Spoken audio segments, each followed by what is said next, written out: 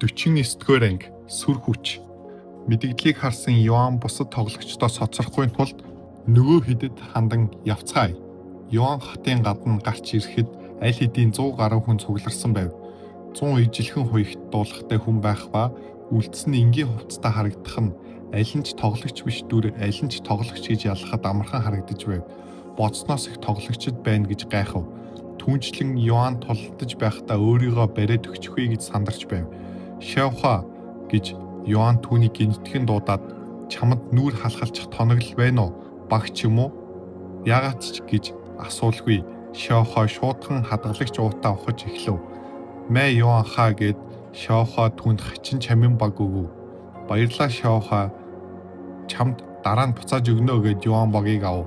Хар хаш баг, ангилал, сүнслэг, чанар, төгс, шаардлагатай оюуны хүч 2500, тайлбар, оюун ухааны хамгаалалт 5000-аар нэмнэ. Цэлмтэй адилхан Йоан ах энийг өөртөө үлдээж болно гэд Шавха түүнд хэлв. Йоан толгоогоо дохиод баг зүүхэд түүний оюун ухаан илүү амар амгалан мэдрэгдэнэ. Лоо гэр бүлийн түүнийг яагаад баг зүүх болсныг сонирхох боловч асуух гэж бэтлэхийн нэг нь гинтгэн орилов. Мангасууд хүмүүс тэрнийг нь сонсоод зэвсгээ гарган тулаанд бэлдэв. Хотыг хамгаал. Тоглогч биш дөрүүд чангаар орилж удалгүй. Тоглогчд болон тоглогч биш дөрүүд мангасуудад тулдаж эхлэв. Йоан болон Лоо гэр бүлийнхэн ч мөн тулаанд оров. 2 оноо нэмэгдлээ, 3 оноо нэмэгдлээ, 1 оноо нэмэгдлээ. Йоан 3 мангасын толгойг завчаад урагш хүн бараг байхгүй хэсэг рүү орж тулдаж эхлэв. Йоаны устгасан мангасууд орилж чадалгүй цогцос болох ба түүнийг амархан гихчин мангасуудыг устгаж байгааг харсан Лоо ихч дүүсийн нүдэн орой дээрээ гарна. Йоан сүнслэг шив мангасуудтай тулдаж байгаа боловч түүний дайралт болон төгс ба цэвэрхэн дуусах нь түүнийг зугаалж байгаа мэт харагдулна. Гэвч ганц Лоо ихч дүүс биш ч бусад тоглогч бас түүний сүр хүчийг анзаарав. Энэ хин гэж ганц хүний айран бэ. Тэр мангасуудыг яг л дахиад ядаж байна. Тэр туслахаар ирсэн тоглогч биш дүр байх. Тэрнийг мартаж үз. Түүний хажууд байгаа жоохон охиныг хартаа нүцгэн гараараа мангасуудыг устгаж байгаа нь ядах өмгөө мэт харагдаж байна.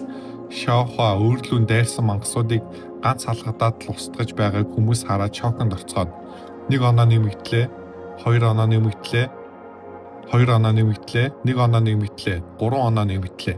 Йоаны оноо зогсолтгүй нэмэгдэх ба Шавхагийн оноо хүртэл түүнд нэмэгдэнэ. Йоан хэдхэн минутын дотор 200 гаруй оноотой болсон байв. Харин тоглогчид ганц мангасыг устгах асуудалтай байх бөгөөд хэдэн минут болсон атал 10 хүрэхгүй оноотой байлаа. Хэр их мангас байгаа юм бэ гэж Йоан дотроо бахирна. Йоан 500 гаруй мангас устгасан боловч мангасуудаар хүрээлүүлсэн хэвээрээ л байлаа. Тэрээр Тэнгэрийн хүн ах сэлмийн дайралтаар хурдхан устгахыг хүсэж байвч ард нь хот бас хүмүүс тулааны талбар дээр байгаа учраас элдв бусын техник хэрэглэхгүй мангасуудыг устгахсаар байв. Нөхөр Йоан мангасууд улам хүчрэг болж байна. Уулын эзэн ойр байгаа бололтой гэж Лоолинг түүнд хэлв. Уулын эзэн түүнийг алчхвал энэ мангасууд хот руу дайрахаа болно үсттэй. Тиймээс бас манай аав түүнтэй тулдаж байх ёстой. Йоан толгой дохиод тийм бол аав их чинь уулын эзний ялтал хотыг үргэлжлүүлэн хамгаалцгаая. Цус сэлмийн дайралт. Йоаны гар гэлсхийж 3 мангасыг нэг дайрал дээр завчив. Таны цус цэлмийн дайралтын талаарх ойлголт шин төвшин төрлөө. Цус цэлмийн дайралт мэрэгсэн төвшин 2-3 болж эхлэв. Цус цэлмийн дайралт, ангилал газар, мэрэгсэн төвшин 3. Тайлбар 900 мянган энерги зарцуулах ба сэлэмтэй үед л идэвчин. Цус бүлгмээс гаралтай чадвар. Дахиад хэдэн зуун мангас устгахсны дараа түүний сэлмийн чадвар сайжрах нь тэр. Таны сэлмийн мэрэгшил сайжрлаа. Та анхдагч сэлмийн мэрэгшилд суралцлаа. Анхдагч сэлмийн мэрэгшил тайлбар сэлмийн удирдлага 15% сайжирч сэлмээр үйлдсэн дайралтын зохилтын хүч 10% нэмэгдэнэ. Хүч нэмэгдэх тусам дайсан чинь илүү их өвчин мэдэрнэ. Идэвхжүүлэх шаардлагагүй. Удаан тулдах тусам тоглогчд болон тоглогч бус дөрүүдийн энерги шавхагдаж эхэлж байлаа. Пан хотын хамгаалагчийн хувцас өмссөн хүн Лоо ихч дүүс дээр ирээд сандарсан байдалтай. Залаа ухаа, залуу эзэнтэй Лоо эзэн хүнд байдалд орлоо. Юу, аавч юу болсон юм? Бас уулын эзэн яасан бэ? гэж Лоо минь эргүүлэн асуув. Гүн амьсгаа аваад хамгаалагч Лоо эзний уулын эзэнтэй тулдаад ядалтагдчихсан. Тэр арайхийн амь гарч одоо эмчлүүлж байгаа. Тэр амьд гарсан ч хилээ үргэлжлүүлэн тулдаж чадахгүй. Яаж тийм зүйл болчих вэ гэж Лоли амаа даран шоконд оров. Тэгвэл уулын эзэн одоо ч тулдаж чадхаар байгаа гэж үү?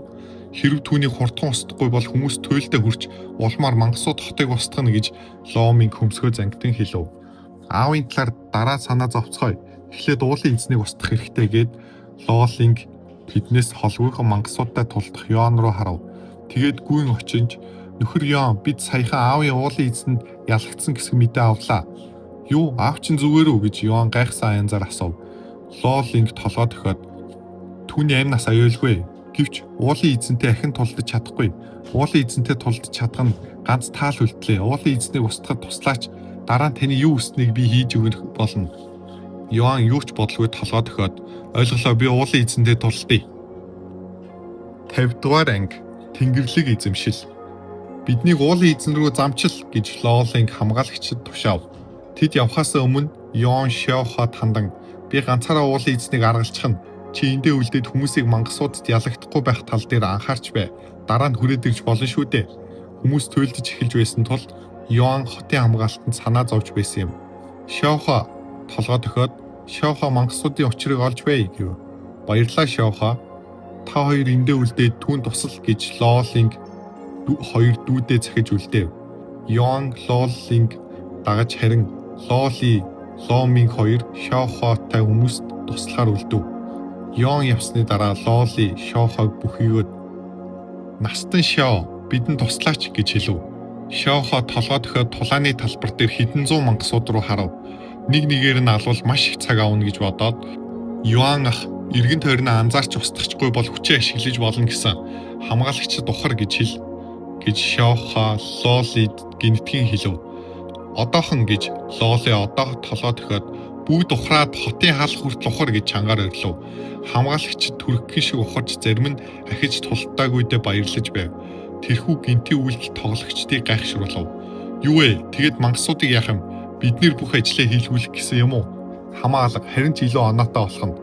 Тоглогчдын уурыг үл тоон Лоли Шиоход "Ахмад Шио, хамгаалагчид бүгд ухарсан болох уу?" Шиохо толгой дохиод гүн амьсгаа аван нүдэ анив. Хэсэг чимээгүй байснаа удаанаар нүдэ нэхэд түүнээс шаргал гэрэл цацагч байгаа нь Тэнгэрийн хүслийг тээж яваа гэлтэй. Шиохо зүүн гараа өргөөд доош нь буцаж буулгав. "Тэнгэрлэг эзэмшил" гэж Шиохо зөөлнөр хэлв.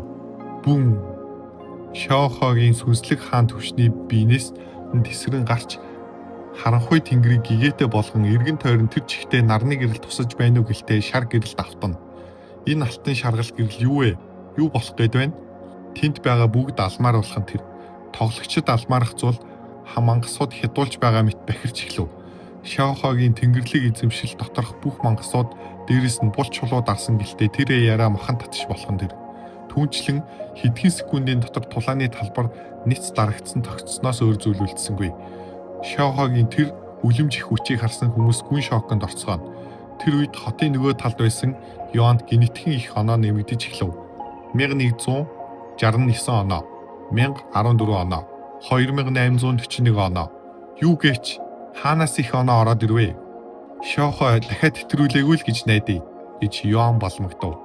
"Уулын эзэн тэр байна" гэж хамгаалагч гинэтхэн хэлв. "Энэ уулын эзэн юм уу?" гэж бүлэг хамгаалагчид 7 м өндөр хар баавгаатай тулдаж байгааг хараад Йоан хэлэх үггүй болов. Лолинг нухацтай царай гарган "Тийм ээ, энэ бол уулын эзэн хар араатан. Сүүлд харснаас хойш 6 дахь түвшин болсон бололтой. Аав ялагдах нь аргагүй ээж. Ялч чадна гэж бодож байна уу?" гэд Лолинг түүнрүү санаан зовсон байдалтай харав. "Би хичээх болно" гэж Йоан хэдэн хормын дараа хариулв. "Өөрийгөө битгий хүчлээрээ нөхөр Йоан. Дийлэхгүй бол шууд цухтаарай. Үүнийг ялахгүй бол хот сүрэн гэж мэдсээр би яаж цухтах вүлээ?" гэж Йоан толгоос ихсрэв. "Нөхөр Йоан" гэж Лолинг яг л өөрийн шүтээнийг харж байгаа мэт түүнрүү ширтэнэ. Хэсэг хугацааны дараа тэд хангалттай ойртоход Лолинг хамгаалагчдад "Ухарцгаа, нэмэлт хүч ирсэн" гэж чанга дуугаар хэлв. "Залуу авахай" гэж хамгаалагчид Лолинг болон түүний хажууд яваа гүнзгий гэрлэн бүрхүүлтэй хар багтай хүнийг хараад дээдийн жаргал амсах мэт болов. Уулын эзний өмнө ирэхэд Лолинг "Би тань чадхаараа туслах болно нөхөр Йоан" гэв. Йоан толгой дохиод уулын эзэн рүү нухацтай гихшин ширтэнэ. Аимшигтай харц бас цусан шунсан эрчимтэй юм. Энэ эргэлзээгүй чөтгөрийн алзнаас хүчтэй юм байна. Аюултай дайсандаа нүр тулж байгаа ч Йоан илүү тайван болж байв. Магадгүй багны нөлөө эсвэл Йоан ийм байдалд тасчихсан байна уу гэлтэй түүний санаа бодол дэндүү тунгалаг байв. Уулын эзэн Йоаны итгэлтэй эрчмийг мэдрээд түүн рүү чимээгүй ширтэн. Удалгүй харгас хоолоогоор хичнээн хүчрэг хүмүүс авчирсан ч би хотыг газартаа тэгшилж хүүгийнхээ өшөөг авах болно. Архирах чимээ сонсогдлоо. Уулын эзэн чихэнд чиртээ чангаар архирах гიშгэлт бүрэн газарт өргүүлж алах хүсэл нь тэнгэрт тулж нүд нь улаанаараа иргэн Йоан болон Лоолинг рүү дайрав. Таалагдсан бол лайк дарж Wildcard Audio сувгийг subscribe хийгээрэй. 51-р анги нэгт орсон нь. Ирж байна шүү нөхөр Йоан гэж Лоолинг түн түргхэн шиг хэлв. Йоан толгой төхөж сэлмээ далахад уулын эзэн тэдний өдөөс том сарвуугаараа самардаж гарав. Бүүн!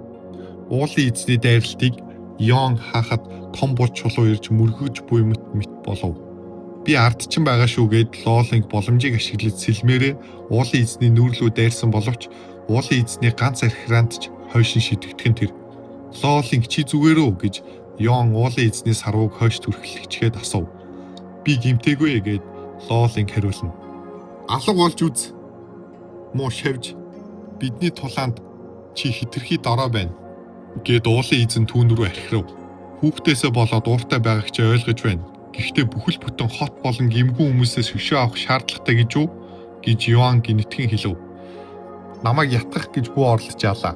Миний хийх эцсийн зүйл байсан ч би энэ хотыг устгах болно гэж дахин архираад илүү түрэмгийн эрчимтэй болж хүчинч нэмэгдэв. Тийм бол намайг яаж чамайг зогсоохыг хар гэд Йоаны нүд гялс хийж түүний сэлэм баярлах мэт чичирч эхлэв. Цус сэлмийн дайралт.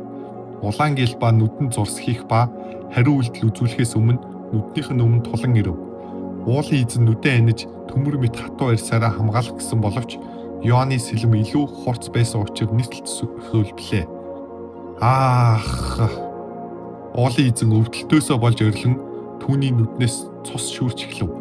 Тархинд нь хүрээгүй учраас ганц дайралтаар алж чадсангүй гээд Йоан уулын эзний нүүрнээс сэлмээ суглав. Чамааг алан даа гэд уулын эзэн Йоан руу сарвуугаараа хамаа намаагүй савчиж эхлэв. Йоан шуудхан бултгатаа анхаарч эхлэв.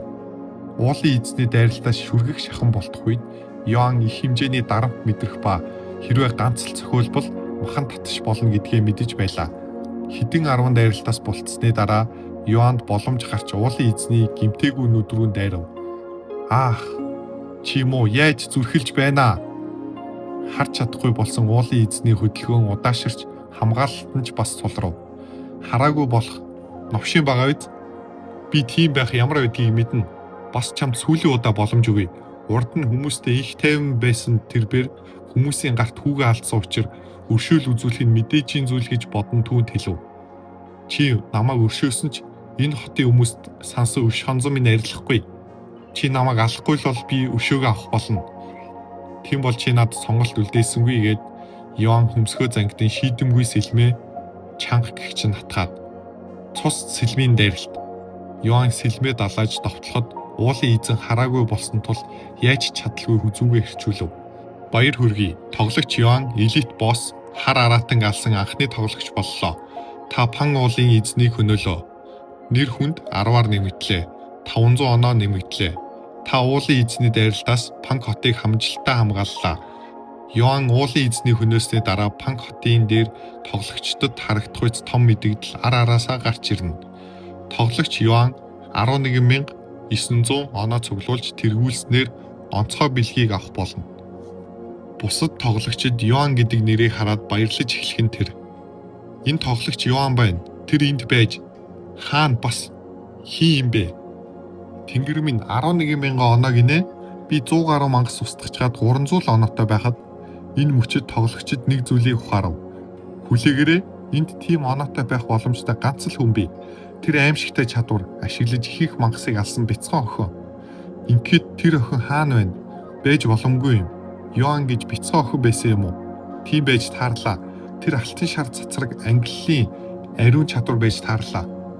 Тэгээд л ийм их хүчтэй байж энэ мэдээлэл эргэлзээгүй дэлхийг цочроож таарна. Хин нэгэн хурдхан интернет тавиарай. Дэлхийд даяар энэ талаар хурдхан мэдэх ёстой. Ха. Жаахан охиныг хайх ёстой байтал Эрэгтэй хүн хайгаад байсан гэхээр инээдтэй юм. Тоглогчид гарцгааж мэдээг тарааж эхлэх ба энэ үйл ойлголцол нь дараа нь ямар уршиг тарихыг мэдээгүй байлаа. Тэр үед жинхэнэ Йоан уулын эзний цогцыг чимээгүйхэн ширтэнэ. Хүн байсан бол хүүхдийг нь алсныг мэдээд галзуурхал байсан байх гэж бодон алсандаа баг зэрэг гимшиж байв. Нөхөр Йоан, та энэ хот болон олон гимгүү хүмүүсийг хамгаалсан тань талархаад баршгүй нэгэд Лоолинг түүний ард бүхийн зогсоно. Уулын эзнийг дарсанд баярлаа. Настан Йоан гэд хамгаалагч бас 90 градус бүхийв. Надад баярлах хэрэггүй. Өшөө авах хангалттай шалтгаан байсан ч гим зэмгүй хүмүүсийг зүгээр хүлж чадахгүй байсан гэж Йоан тэдэнд хэлв. Удалгүй Шоохо түүний хажууд ирээд сайн ажиллаа Йоанхаа. Чи ч бас Шоохо. Нөхөр Йоан хамгаалагчид үлдсэнийг хийчих учраа аав дээр очицгоё. Түүнд аюул ард үлдсэн гэдгийг хэлэх хэрэгтэй гэж Лоолинг хэсэг хугацааны дараа хэлв. Лоолинг тэдний харш руу дагуулж явах үед шин мэдээлэлээс бол жинхэнэ ертөнц шуугиж байлаа. Тоглогч Йоан үнэндээ эмэгтэй бас жаахан охин байж, тоглогч Йоан одоогоор Панг хотод байна. Тоглогч Йоаны талаарх шинэ мэдээлэл дэлхийг цочроос юм. Гэсэн ч тоглогчдын нотлохоонд итгэхгүй байсан олон хүмүүс ч байсан юм. Учир нь хинч биш жоохон охин дэлхийн номер 1 тоглогч байна гэдэгт итгэмээргүй зүйл юм. Бүр зарим хүмүүс нүдээр үзэхийн тулд хичнээн хол газар байсан ч Панг хотыг зүглэж эхлэв. 52 дугаар анги. Панг хотын баатар. Аава та зүгээр үү гэж Лоолинг аав руугаа гүн очив. Лин чи яагаад энд байгаа юм? Хотыг хамгаалах яасан бэ? Уулын эзэн яасан? гэж Лоо эзэн таагүй царай гарган асуув. Тайвшираад намайг сонс аваа. Бүх асуудлыг нөхөр Йоан шийдчихсэн. Тэр хотыг мангасуудаас хамгаалаа зогсохгүй уулын эзнийг ганцаараа алчихсан гэж Лоолинг царай гэрэлтсэн босон зүйлийг тайлбарлан өгөв. Юу? Үнэн үү? Панг хот одоо аюулгүй гэж юу? гэж Лоо эзний нүдэнд нулимс цэлгэнэн асуув. Тийм ээ аваа. Одоо та тайвшираад биеэ эдгэхээ л бодох хэрэгтэй гэж Лоолинг түүнд хэлв. Би юу гэж хэлхээч мэдэхгүй байна. Би өнөхөр нөхөр Йоан танд яаж талархахаа мэдэхгүй байна. Хэрвээ би минь ийм болоогүй бол танд сөвдөн мөрөх байлаа гэж талархсан нөхөр түүнд хэлв. Сэтгэл чинь байхад хангалттай гэд Йоан инээмсэглэв. Үгүй ээ тэгэж болохгүй. Би заавал ёс зүйтэй талархах ёстой гэд генетикэн түүний толгойд санаа орж ирэн мэдлээ та миний охиныг авч болно.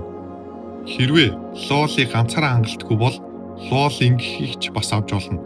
Тэдний эхнэрээ болохгүй гэвэл татвар юм болгосч болно.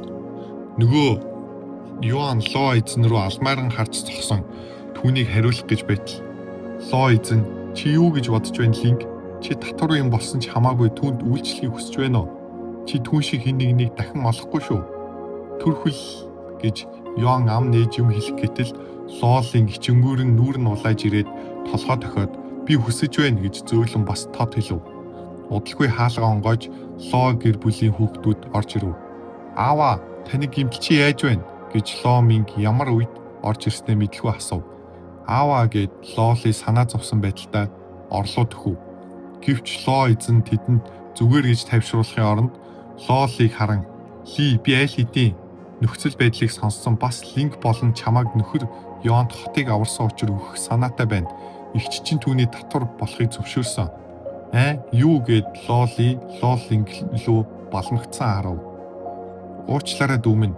Чамайг нөхөр Йоант сэтгэлтэй гэдгийг мэдгч гэлээ би ч бас түүнд дурлцлаа. Хичээ гэд Лооли түүн рүү бодилсан шинжтэй харав. Гэтэл Йоан чангаар хоолоогоо засаад өшөөгөөрөө та нарын сэтгэл талархаж байгаа ч хоёр байтугай гэрлэхэд залуу байна гэдгээ би хэлсэн. Зүгээрээ нөхөр Йоан хэдэн жилийн дараа гэрлэх юм бол тэд таныг хүлээх болно.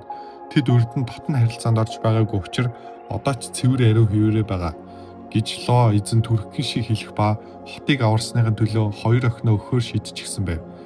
Би тэгж хэлэхгээ гэд үг хэлэх гэтэл нөхөр Йоан бид танд хангалтгүй санагдаж байна гэж юу гэж Лоолинг гинэтхэн сэтгэлээр унсан янзтай асуув. Би хизээч тэгж хэлээгүй гэж Йоан хурдхан шиг толгоос хэсрэх ба урд нь ийм байдалд орж байгаагүй түүнд эвгүй байв. Хэрв нөхөр Йоанд бидэнтэй хамт байхад эвгүй байгаа бол бид таныг бидний хүлээн зөвшөөртөл хүлээх болно. Татвар юм болох байсан ч бай гэж Лооли удалгүй түүнд хэлв. Йоанд хэлэх үггүй болох нь тэр. Яагаад тэр надтай ингэтлээ хамт байх гээд байгаа юм бол эсвэл хотыг аварсанд хэнийг ч дагаж явахаар програмчлагдсан юм болов уу? Татвар юм гэж бас юу юм бэ гэж Йоан дотроо бахирхив. Йоан дууга хурааж бодолд орох зуур Шауха Йоан ах ирээдүйд тулаанчдын ертөнцийг захирах тавилантай бас түүнтэй хамт байх гэсэн эмэгтэйчүүдээр дутхгүй. Шауха та нарыг болохгүй шийдэхгүй. Гэхдээ Йоан ах удахгүй Тэнгэрийн шатанд хүч сорих болно. Тэр эргэж ирэх үед та нар амьд байх эсхийг хэн мэдлээ? Юу нөхөр Йоан Тэнгэрийн шатанд хүч сорих юм гэж үү? Өрөөнд байгаа бүх хүн Шаухагийн хэлсэн үгэнд цочирдов. Гэхдээ Йоан юу ч ойлгохгүй байлаа. Тэнгэрийн шат гэж бас юу юм? Тэгэхээр бид нөхөр Йоаныг дутуу үнэлж байжээ. Тэнгэрийн шатны сорилтод орох үс зөрөгтэй гэж бодсонгүй гэж Ломиг хачин царайлан инээмсэглэв. Хэрвээ нөхөр Йоан үнэхээр Тэнгэрийн шатанд мацах гэж байгаа бол бид зөвхөн ачаал болох болно. Уучлаарай нөхөр Йоан, саяны миний хэлснийг мартаж болно гэд Лолын гүн санаа алдав. Гэвч Лоли харц шийдэмгий хэвээр түүнд нөхөр Йоан таны адал явдал дуусч намайг сансаар байвал энд иргэн ирээрээ би таныг сүүлийн амьсгаагаа хураах хүртэл хүлээх болно. Түүний харцнаас чин сэтгэл мэдрэгдсэн тул Йоан өөрийн ирэхгүй толгойд хөв. Би цаашид юу болохыг мэдэхгүйч чамааг болон энд болсон зүйлсийн талаар мартахгүй гэж Йоан гинэн цайлган инээмсэглээд дараа уулзахаараа дахин хоолцгоё. Амлсан шүү нөхөр. Бишээ. Йоан ахаа гэж нүдэнд нь нулимс цэлнэгнэн толгойд өгөв. Намайг ч бас битгий мартчихаараа ойлгов уу гэж Лолинг түүнд хэлв. Мартахгүй гэж Йоан инээмсэглсэн чигээрээ толгойд өгөв. Баяр хүргэе. Та уулын эзний дайралтын үеэр маш том гавьяа байгуулсан тул Пан хотын баатар цол олгогдлоо. Пан хотын баатар. Тайлбар Баатарын цол эзэмшигч таны Пан хотны доторх нэр хүнд үргэлж дээдсэгтэй байх ба бяцлаглалын хурд 10% нэмэгдэнэ. Лоли таны хамтрагчид нэмэгдлээ. Лоли хамтрагчийн төвшин ахиж танилуд боллоо. Лоли хамтрагчийн төвшин ахиж найзууд боллоо. Лоли хамтрагчийн төвшин ахиж дотн боллоо. Баяр хүргэе. Таны Лолитэй хамтрагчийн төвшин дотн боллоо. Танд хамтрагчийн төвшнээс хамааран Лолигийн бишрэл нөлөө үзүүлнэ. Лолигийн бишрэл таны сэтгэл татам чадвар 10% нэмэх ба бүх цохилтын хүч 15% нэмэгдэнэ. Сэтгэл татах чадвар таны бусдыг өөртөө татах чадвар, бүх цохилтын хүч, бусдад үзүүлэх бүх төрлийн цохилт илүү их өвдөлт мэдрүүлнэ. Лолинг таны хамтрагчид нэмэгдлээ. Лоли хамтрагчийн төвшин ахиж танилуд боллоо. Лолин хамтрагчийн төвшин ахиж найзууд боллоо. Лолин хамтрагчийн төвшин ахиж дотн боллоо. Таны Лолинтэй хамтрагчийн төвшнөөс хамааран Лолингийн бишрэл нөлөөг үзүүлнэ. Лолингийн бишрэл таны сэтгэл татах чадвар 20-оор нэмэгдэж мөн аз 10-аар нэмэгдэнэ. Аз мангасын цөм унгах боломжийг нэмэгдүүлнэ. Пан хот таны холбоот нь нэмэгдлээ. Таны баатарлагаар хотыг аварсан үйлдэлээс хамаарч Пан хоттой харилцаатай сайжирлаа. Таны Ло гэр бүлийн охин Лолингтэй хамтрагчийн төвшнөөс хамаарч Пан хоттой харилцаатай сайжирлаа. Таны Ло гэр бүлийн охин Лолитэй хамтрагчийн төвшнөөс хамаарч Пан хотын харилцаатай сайжирлаа. Таны Пан хот хийсэн зүйлээс болж таны нэр хүнд 50-аар нэмэгдлээ. Таны Пан хоттой харилцаа дээд зүгтээ хүрлээ. Таны Пан хоттой харилцаанаас хамааран Пан хотын гаднах мянган айдас дотор мангасууд цөмөө илүү их унгах болно. Мэдэгдлүүд гарч дуусны дараа Йоан энэ 1 хоног үлдэх болно. Мангасууд ирж магадгүй. Тэгээч та хүснээрээ удаж болно. Энд үүр дэмдэрсэн ч над зүгээр гэж Ло эзэн өвдөлтөө үл анзааран инээж гарав. Нэрээ таныг бэлтгэл ажил дуусахаар ёс зүйтэй шагнах болно гэж Ло эзэн түүнд хэлв. Тэгэх үнэхээр хэрэггүй. Битгий даруй загна. Чи манай гэр бүлийн гишүүнээс ялгаагүй болсноос хойш хөрмийн бэлгээ урдчлаад авч байна гэж бодчих. Ха гэд Ло эзэн дахин инээж эхлэв. Ханих новш өвдөж байна гэж Ло эзэн өвдсөн шинжтэй чангаар харав.